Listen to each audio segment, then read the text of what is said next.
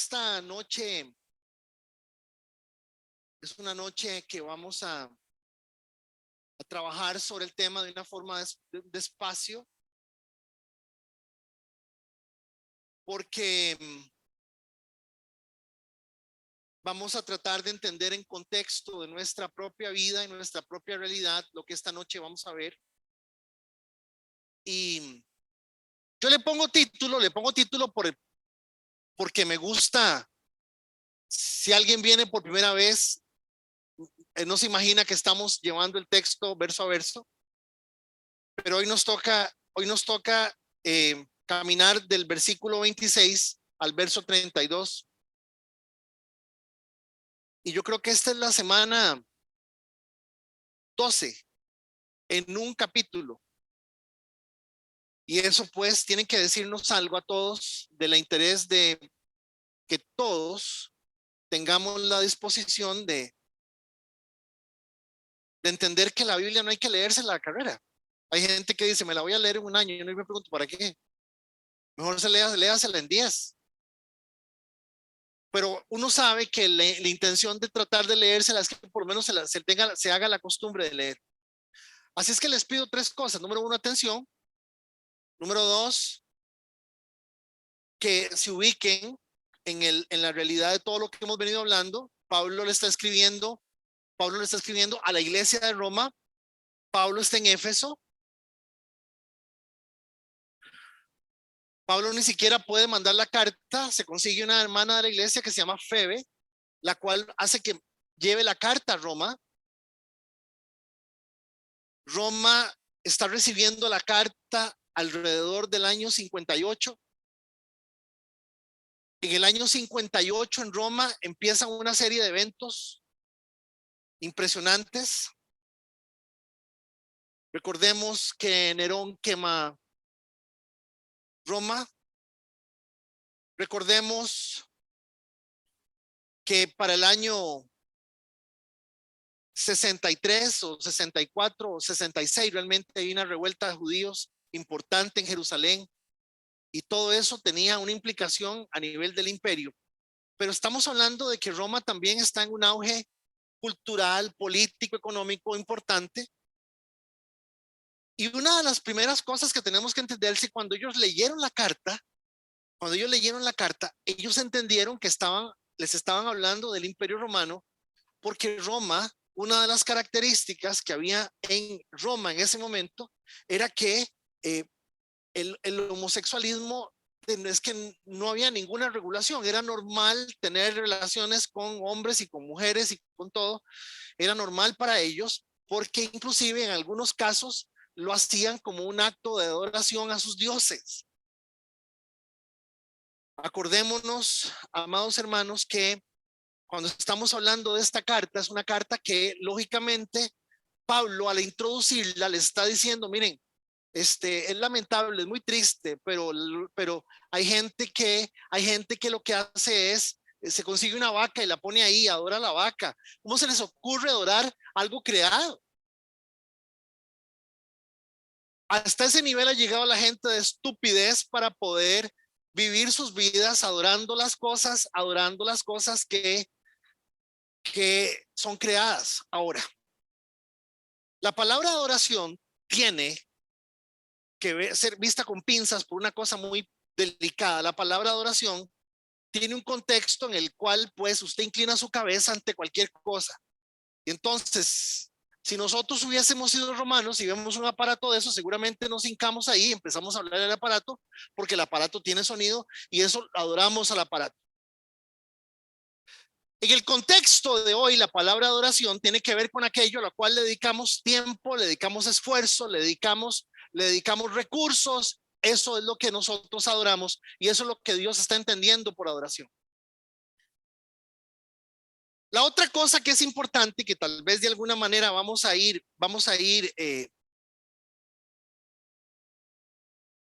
entendiendo es que la semana pasada empezamos en el verso 18 y les dije, el verso 18 es muy importante porque el verso 18, Pablo ya entra en materia y les dice, miren, ustedes tienen que entender una cosa, la ira de Dios está enojado.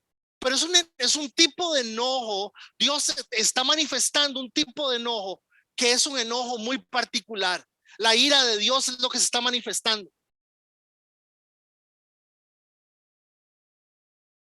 La semana pasada dijimos, la semana pasada dijimos que no decir la verdad, no decir la verdad es una injusticia. Y esencialmente lo que el texto le está diciendo a la gente, estamos en tiempos donde la verdad de Dios no es expuesta. Ayer pude ver la entrevista completa de Ricky Martin, donde él dice que la sociedad tiene que progresar y no tiene por qué razón considerar la Biblia para poder establecer parámetros de derechos. Y, y parece mentira, pero la forma en que Ricky Martin está hablando, los evangélicos le vuelan y le vuelan y le vuelan, pero lamentablemente somos nosotros mismos quienes hacemos que el valor de la palabra de Dios no sea el valor que el resto de la gente le dé. O sea, porque Ricky Martin diga que no tomar la Biblia, como él es guys, entonces está casado con un chavalo ahí, dice no tomar la Biblia como un referente para establecer derechos. Es bien interesante lo que él está planteando. Porque ese es el mundo en el cual estamos viviendo, hermano.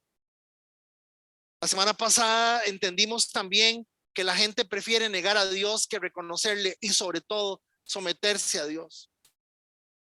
Del capítulo 18 al 31 vimos que Dios espera que lo glorifiquemos como Dios. Dice el texto que alguna gente no glorifica a Dios como Dios, no lo glorifica como Dios. No entiendo. Bueno, muy sencillo. Les voy a contar la historia de este vaso. A ver, si yo le pido a ustedes que me den $1,000 por este vaso, ¿me los dan? Sí, sí les doy los $1,000. Pero si le pido que me den $50,000, ¿me los dan? No, jamás. Eso no vale $50,000. Pero vieran que este es el vaso que llevó Franklin Chan cuando estuvo en la luna.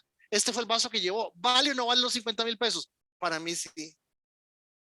El valor que yo le doy a esto, escúcheme, el valor que yo le doy a esto, lo hace a esto ser merecedor de un tratamiento y de un orgullo y de cierta característica que hace una distinción en las cosas. Y la palabra de Dios dice que no le damos a Dios la gloria que se merece. Le damos a Dios gloria, pero preferimos otras cosas. Entonces, en la contextualización de nuestra realidad, porque el Espíritu Santo le está escribiendo a los hermanos de Roma hace 2000 años, pero también le está escribiendo a Carlos Alberto, también le está escribiendo a Seidi y a Roxana y a Federico, nos está escribiendo a todos.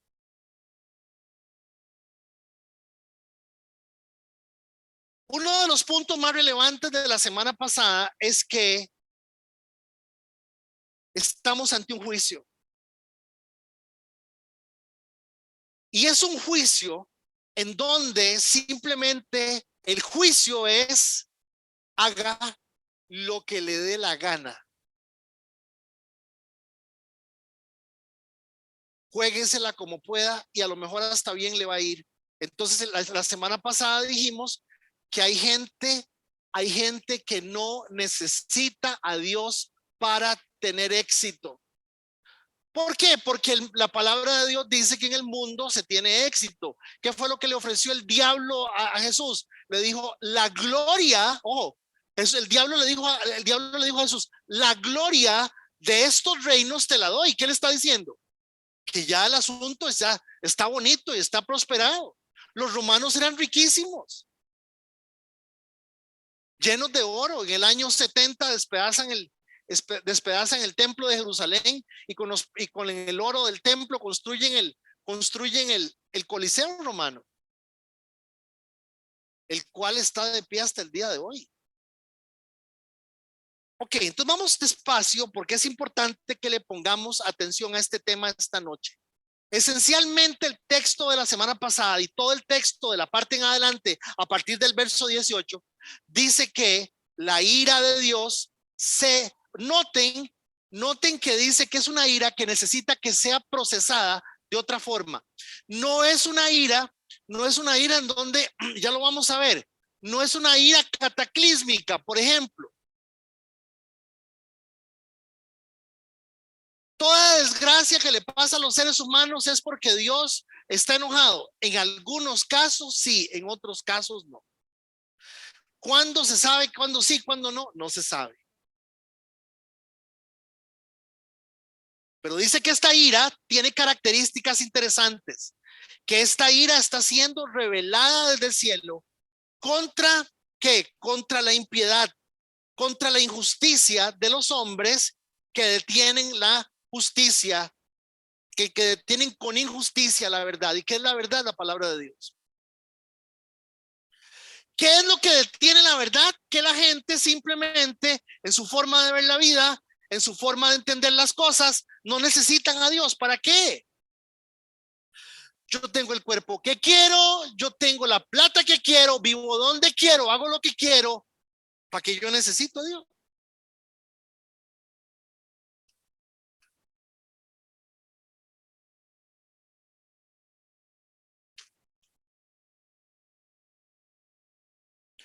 Ahora,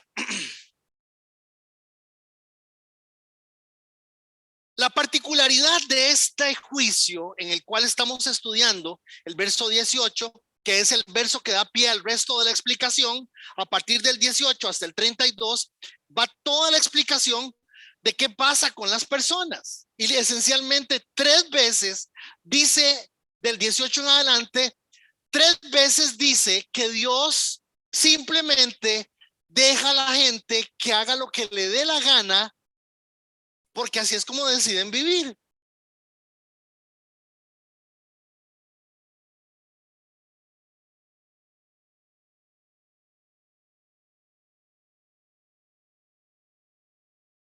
Sí, qué cosa más terrible. Es que Dios, no, esto no es un invento de Dios de Romanos. Esto es algo que Dios le ha puesto a la gente. La gente no entiende que cuando Dios pretende, cuando Dios le está diciendo a la gente algo, a ver, cuando Dios dice algo, no lo dice porque Él quiere que usted sea una persona bien evangélica, muy buena, religiosa, una persona, como decía mi mamá, no toque nada, no travesee nada y no coja nada ajeno.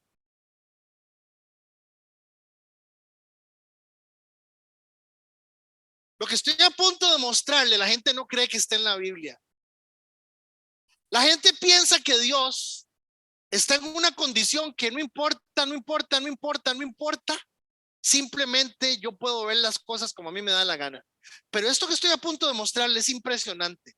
Y le voy a demostrar que Dios mismo le dice a la gente, como usted quiere vivir como quiera, usted es el dueño de lo que pase con usted mismo. Vea, para empezar, entienda que hay varios juicios de Dios en la Biblia.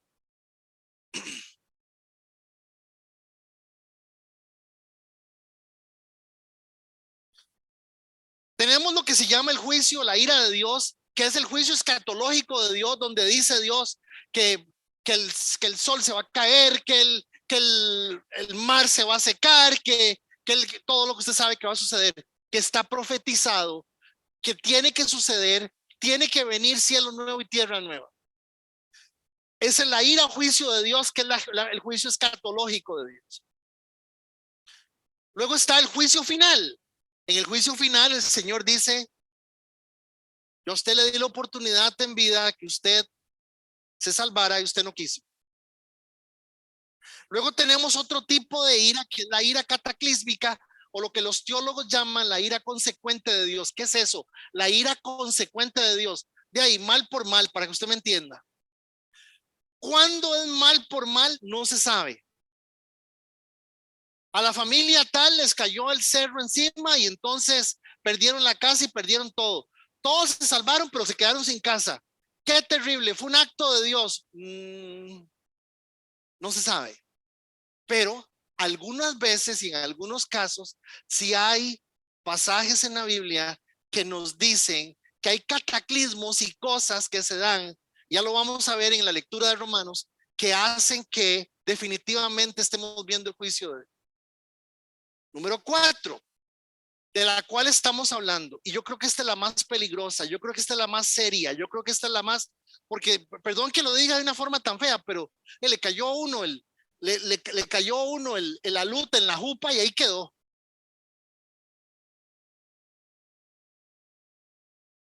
Se vino un terremoto y le fue mal a uno en el terremoto y ahí quedó. Pero la cuarta ira, que es la ira a la que estamos hablando, que también está en la palabra de Dios, se llama cuando Dios abandona, y es la ira revelada de Dios. Dios abandona un pueblo, Dios abandona una ciudad, Dios abandona una persona. ¿Por qué Dios la abandona? Ya vamos a entender por qué. Y noten que no es un invento mío. Esto que estoy a punto de mostrarles es sencillamente que le para los pelos de... El libro de Proverbios, capítulo 1.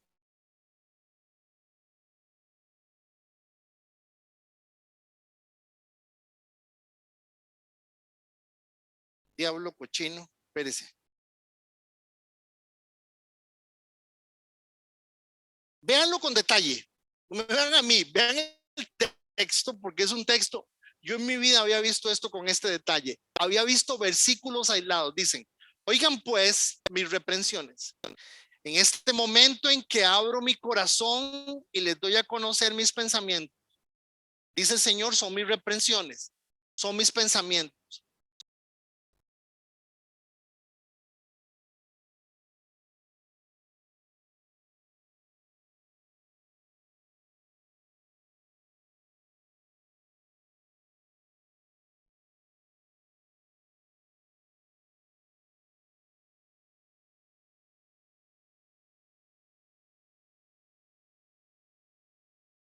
Dice el 24. Se van a rehusar cuando los llamo, no van a poner atención cuando les tiendo la mano. No quieren hacer caso de mis consejos y rechazan mis advertencias. ¿Me están siguiendo? Dice, verso 26. Yo también me reiré de su miseria. Oigan, me burlaré cuando el miedo los domine. Es Dios hablando. Cuando les llegue el huracán del terror y se los lleve el torbellino de las desdichas, cuando queden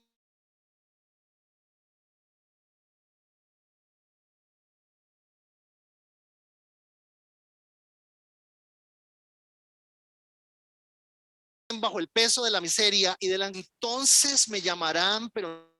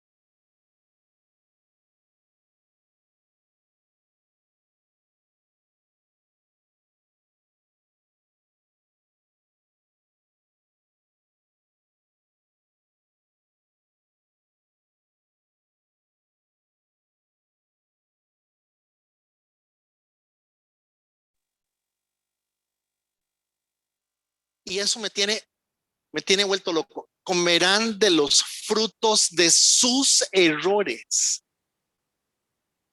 O sea, noten hasta dónde Dios está dispuesto a guiarnos, sabiendo aún que aquello que podríamos estar haciendo sea un error. Eso me parece fascinante.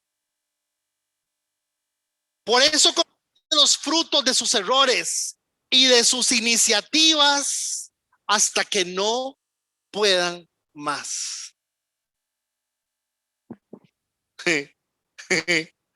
Porque a los tontos los perderá su propia confianza y a los irresponsables su propia tranquilidad. Pero digan guau, o digan aleluya, o gloria a Dios, o hablen en lenguas, o digan algo, brinquen o alguna cosa, pues están viendo qué texto. Guau, guau, guau. A los tontos los perderá su propia confianza y a los irresponsables su propia tranquilidad. Y como dijo un hermano una vez, Santísima Trinidad.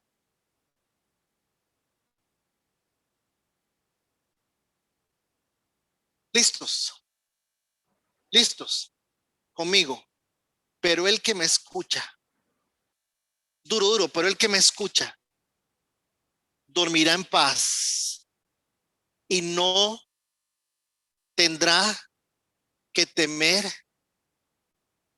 a la desgracia. Perdón, ahí no dice que la desgracia no va a llegar. Ahí dice que no tendrá que temer a la desgracia. ¿Me están siguiendo? Hermano, yo nunca había visto este texto así, nunca. 4 veces guau. ¿Qué le estoy mostrando? Que Dios no se friega, hermanos. Si usted no quiere, Dios no se va a poner, por favor, por favor, por favor. No. Dele, ¿qué? Siga, dele, guau. ¿De ahí?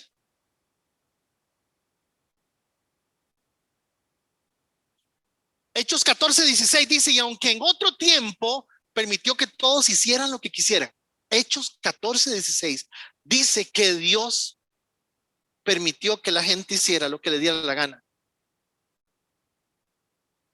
Y sin embargo no dejó de dar testimonio de sí mismo, haciendo bien y dándonos lluvias del cielo y estaciones. O sea, a la pregunta ¿por qué razón el mal existe? ¿Por qué razón gente buena se muere? ¿Por qué razón niños mueren? Porque esta es una de las respuestas.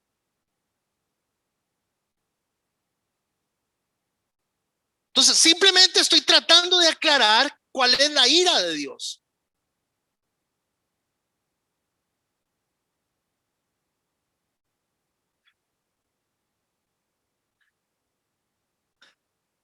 A ver, vuélvame a ver.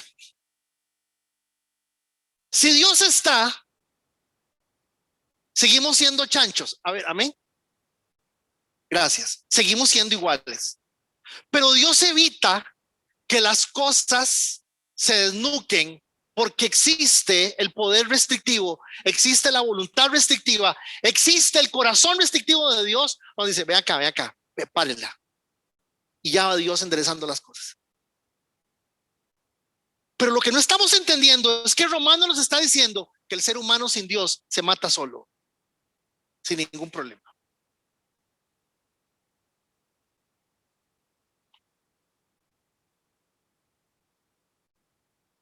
Vea. Empezamos aquí, 1:26. El ser humano sin Dios se destruye a sí mismo. Dice el 26. Ahora sí, por esa razón, venimos del 18. El 18 viene explicando, a partir del 18, por qué la ira de Dios. Dice, por esa razón, Dios ha dejado que esa gente haga todo lo malo que quiera. Nótenlo. Por ejemplo, dice por ejemplo, todas las prédicas que he escuchado de esto están hablando del homosexualismo. Está mal, estamos hablando, no estoy diciendo que el homosexualismo esté bien, estoy diciendo que aquí dice por ejemplo. O sea, que lo más grave de lo que Pablo está diciendo es que las mismas actitudes del ser humano sin Dios hacen que el ser humano se destruya a sí mismo. Y dice lo siguiente, por ejemplo, entre ellos hay mujeres que no quieren tener relaciones sexuales con los hombres, sino con otras mujeres. 27, y también hay hombres que se comportan de la misma manera, pues no volvieron a tener relaciones sexuales con sus mujeres, sino que se dejaron dominar por sus deseos de tener relaciones. Noten que dice, se dejaron dominar por sus deseos de tener relaciones con otros hombres. De este modo hicieron cosas vergonzosas los unos con los otros y ahora sufren en carne propia el castigo que se buscaron. Parte de eso se llama SIDA.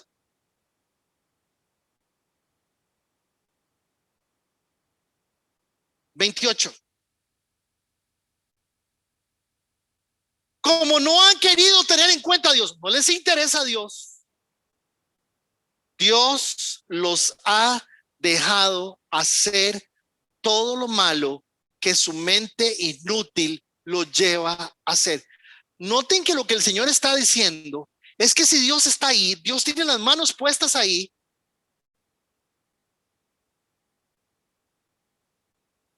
de alguna forma las cosas están siendo reguladas por Él. Pero cuando Dios dice así, que alguien lo acompañe porque yo no.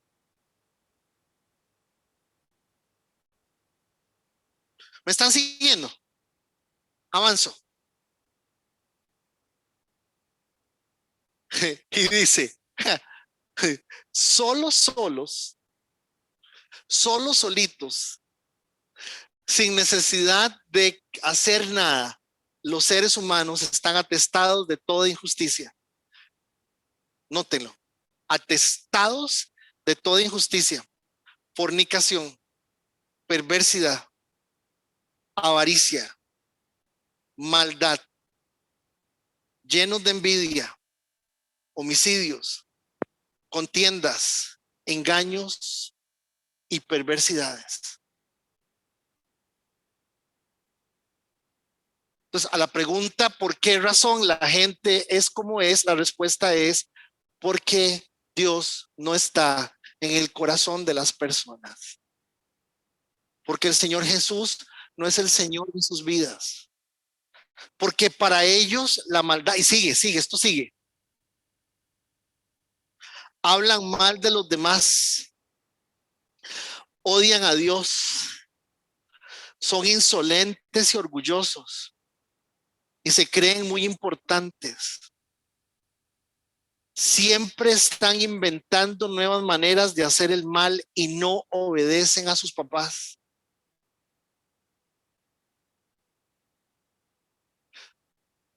No quieren entender la verdad, ni se puede confiar en ellos.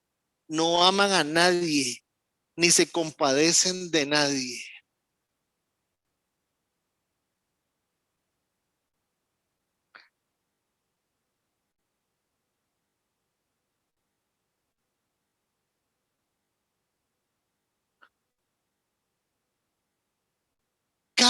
Cada uno, hermanos, de estos textos nos está mostrando lo que el Señor está diciendo. No necesitamos al diablo, no necesitamos al diablo, no hay necesidad si ya somos bien jodidos.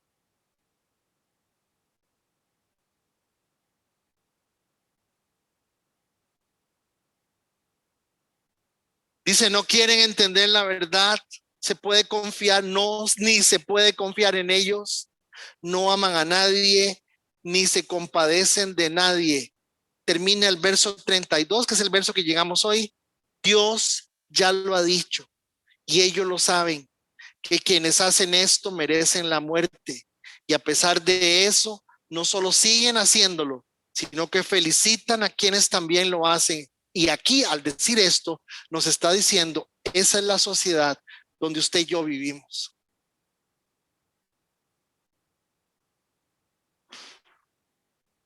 O sea, Dios no está tratando de hacernos entender que con Dios nosotros vamos a ser, no, nos está librando de nosotros mismos, hermano. Nos está librando de nosotros mismos.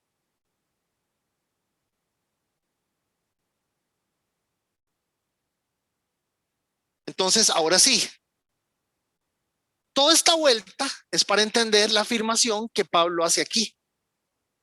Porque la ira de Dios se revela desde el cielo contra toda impiedad e injusticia de los hombres que con esa injusticia restringen o detienen la verdad de Dios. Nosotros no estamos aquí sentados para hacernos evangélicos o para que nos digan cristianos. Estamos aquí sentados porque entendemos que es la única vida que existe. Porque el Señor está diciendo, así son las personas. Yo los dejo solos.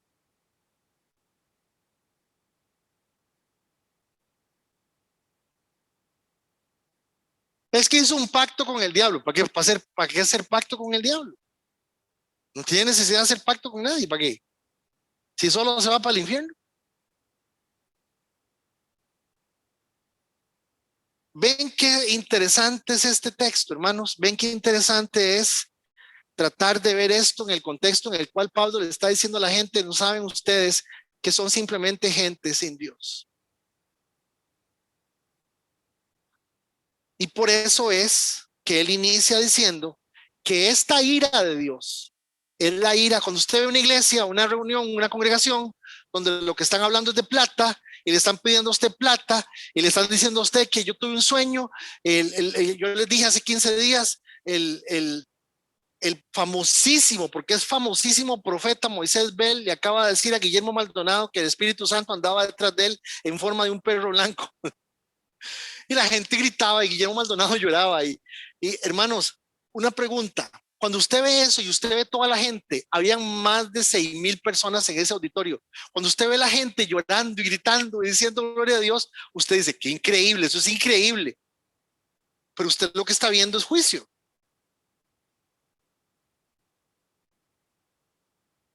O sea, ¿por qué se llama juicio? Porque la gente está oyendo y está exactamente escuchando lo que necesita y quiere oír.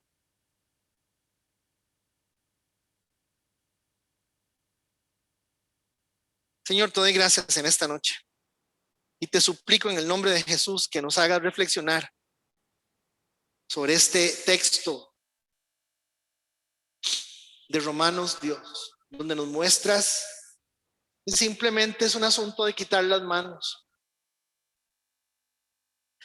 Que fuera que nos quitan las manos y seguimos siendo blancas ovejitas y buenas ovejitas.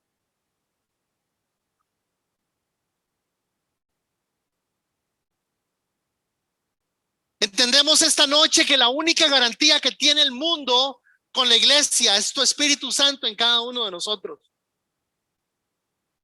Entendemos esta noche que la única garantía que tenemos en la familia es el Espíritu Santo en cada uno de nosotros. Entendemos esta noche que la única garantía que tiene la sociedad es el Espíritu Santo en cada uno de nosotros.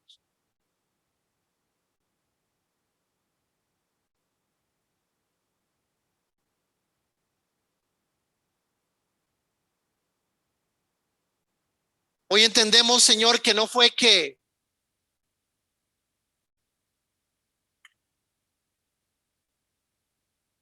te enojaste y nos dejaste botados, simplemente decidimos escoger otra cosa. Decidimos escoger no saber y no temerte.